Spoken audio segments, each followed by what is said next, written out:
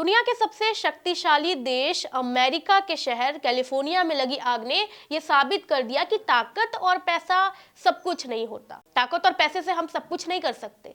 California के जंगलों में लगी आग केवल प्राकृतिक आपदा है या साजिश है जिसने हजारों लोगों की जिंदगी को प्रभावित कर दिया है, वो भी हमेशा हमेशा के लिए। इस आग ने न केवल हजारों एकड़ जमीन को राख में बदल दिया है, बल्कि पूरे अमेरिका को ये सोचने पर मजबूर कर दिया है कि आखिर ये तबाही इतनी बड़ी क्यों हो रही है। 7 जनवरी को शुरू हुई इस आग ने अब तक 40,000 एकड़ से ज्यादा इलाकों को अपनी चपेट में ले लिया है। तेज हवाएं, सूखी वनस्पतियां और क्लाइमेट चेंजेस जैसे फैक्टर्स ने इसे और ज्यादा खतरनाक बना दिया है। इस तबाही के पीछे कई कहानियां हैं जो दिल को झकझोर देने वाली है। ऐसी आपदाओं में इंसानों का दर्द केवल संपत्ति के नुकसान तक सीमित नहीं रहता, बल्कि ये उनके मेंटल और इमोशनल लाइफ को भी गहरी चोट पहुंचाता है। 83 इयर्स की एलन लुइस केली की कहानी इसका एक एग्जाम्पल है।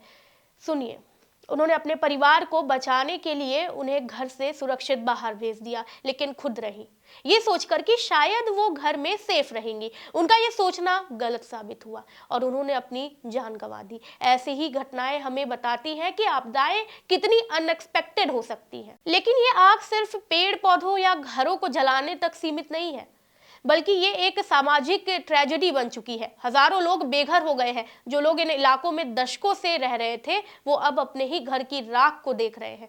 व्हीलचेयर पर बैठे 76 इयर्स के एंथनी मिशेल और उनकी बेटी जस्टिन, जो सेरेब्रल पाल्सी के मरीज थे, आग से बच नहीं सके। उनका घर उनके लिए एक सुरक्षित स्थान था, लेकिन ये आग उस जगह को मौत का कारण बना गई। इसी तरह विक्टर शो जैसे लोग अपनी जमीन और घर को बचाने के लिए आखिरी दम तक लड़ते रहे। विक्टर ने अपनी बहन की बात नहीं मानी, जो उनसे घर छोड़ने के लिए अपील करती रही। अगली सुबह उनका शव उनके गार्डन में पाया गया, जहां वो अपने घर को बचाने के लिए आखिरी कोशिश कर रहे थे। ये आग सिर्फ एक मानवीय त्रासदी यानी ह्यूमन ट्रेजेडी नहीं है, बल्कि ये इकोनॉमिकल पॉइंट ऑफ व्यू से भी बहुत ज्यादा विनाशकारी है। कैसे, सुनिए।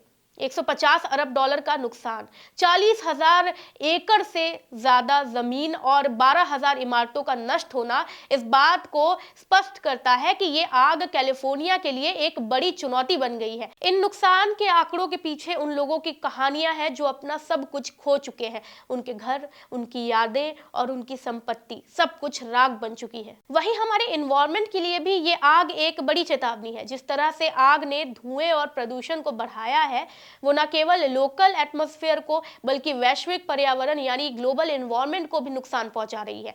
धुएं और जहरीली गैसों की वजह से लॉस एंजलिस और आसपास के इलाकों में सांस लेना मुश्किल हो गया है। ये जाहिर करता है कि क्लाइमेट चेंज अब सिर्फ एक चर्चा का विषय नहीं है, बल्कि एक रियलिस्टिक समस्या है, एक वास्तविक समस्या बन चुकी है ये। वही फायर फाइटर्स भी आग पर काबू पाने के लिए लगातार कोशिश कर रहे हैं। दमकल कर्मी लगातार कोशिश कर रहे हैं कि आग पर काबू पाया जा सके, लेकिन ये इतना आसान नहीं है, क्योंकि पानी की कमी एक बड़ी समस्या बन गई है।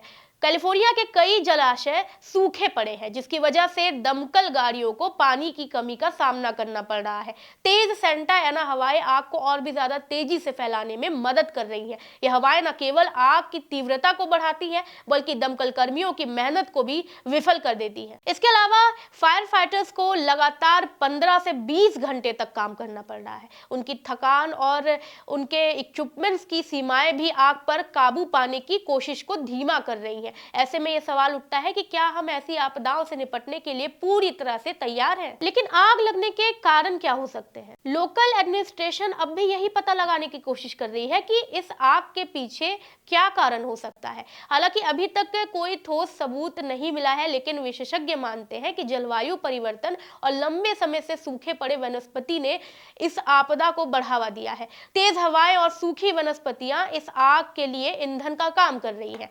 कुछ लोग इसे बिजली गिरने या आगजनी से भी जोड़ रहे हैं, लेकिन अभी तक इन दावों की पुष्टि नहीं हुई है। लॉस एंजलिस के लिए आगे और भी ज्यादा चुनौतियां आने वाली हैं। देखिए, आग बुझाना इस आपदा का केवल पहला स्टेप है। लॉस एंजलिस और आसपास के इलाकों में बेघर हुए लोगों को फिर से बसाना, उनकी आर्थिक मदद करना और मानसिक स्वास्थ्य को सुधारना बड़ी चुनौतियां हैं। इसके अलावा जो लोग अब भी अपने घरों को छोड़ने के लिए तैयार नहीं है, उन्हें सुरक्षित स्थान पर ले जाना भी प्रशासन के लिए एक मुश्किल काम है। हमें इससे सीखने की जरूरत है। कैलिफोर्निया की ये आग केवल एक प्राकृतिक आपदा नहीं है, बल्कि एक सबक है। यह हमें बताती है कि हमें क्लाइमेट चेंज और पर्यावरण असंतुलन को गंभीरता से लेना चाहिए। जंगलों की सुरक्षा और प्रबंधन में सुधार करना अब हमारी प्रायोरिटी होनी चाहिए।